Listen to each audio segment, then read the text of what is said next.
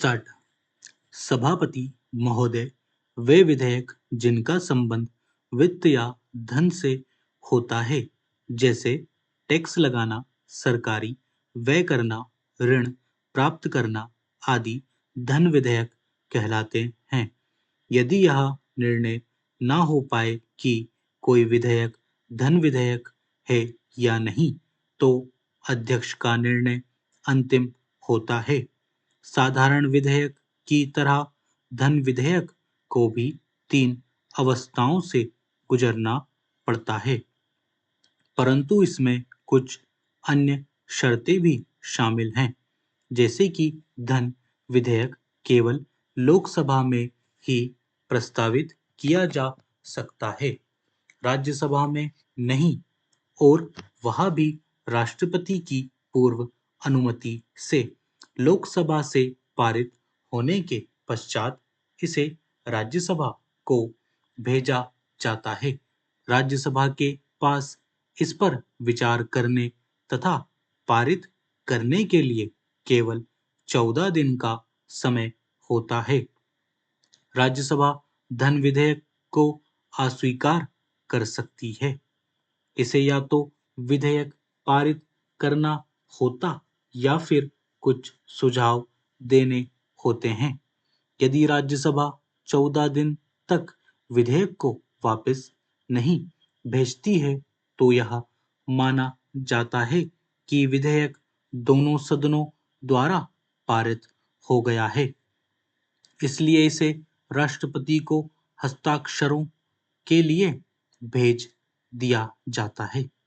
धन विधेयक वे विधेयक होते हैं जिनका संबंध वित्तीय मामलों से होता है, जैसे सरकार द्वारा कर लगाना, कर हटाना, किसी कर में परिवर्तन करना अथवा ऋण लेने को नियंत्रित करना, अथवा भारत सरकार द्वारा किए गए किसी वित्तीय इकरार संबंधी कानून में संशोधन करना, या संचित निधि अथवा आकस्मिक निधि से संबंधित मामला। सार्वजनिक धन से होने वाले आय तथा व्यय का वार्षिक वित्तीय ब्यौरा बजट कहलाता है। यह विधेयक नहीं होता है। प्रतिवर्ष वार्षिक बजट वित्त मंत्री द्वारा लोकसभा में प्रस्तुत किया जाता है। बजट तैयार करना एक बहुत बड़ा कार्य है। बजट को वित्त मंत्री अपने मंत्रालय की सहायता से बनाता है, परंतु इसमें पूरी सरकार सम्मिलित होती है। भारत में बजट 2 भागों में प्रस्तावित किया जाता है, रेल बजट तथा सामान्य बजट।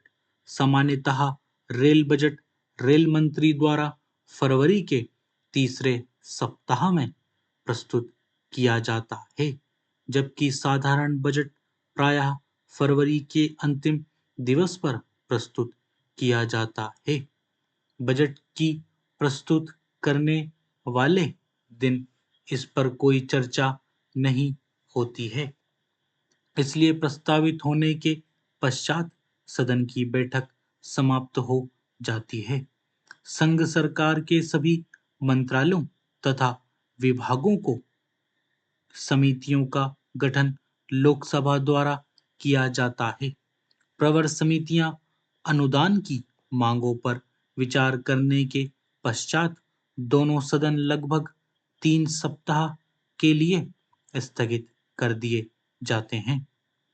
इस काल में मंत्रालयों की विभागीय समितियां बजट की मांगों की जांच पड़ताल करती हैं और अपनी सिफारिशों को भी तैयार करती हैं।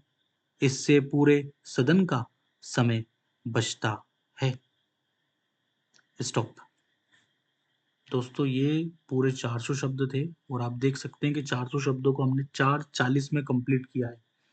तो यहीं से आप अंदाजा लगा सकते हैं कि जो हमारी स्पीड थी, अब हमने 80 से थोड़ी सी ज़्यादा इस डिक्टेशन में कर दी है। 400 शब्दों को हमने 4:40 में कंप्लीट किया, यानी कि हमने 90 की स्पीड से डिक्टेशन को लिखा है। धीरे-धीरे हम लोग अपनी स्पीड बढ़ा रहे हैं, अब हम 80-85 की स्पीड से ही एवरेज चलेंगे। तो डिक्टेशन कैसी लगी? और इसी तरह से एसएससी स्टेनो हिंदी टेस्ट के लिए हमारी क्लास जुड़े रहिए। मिलते हैं अगली क्लास में।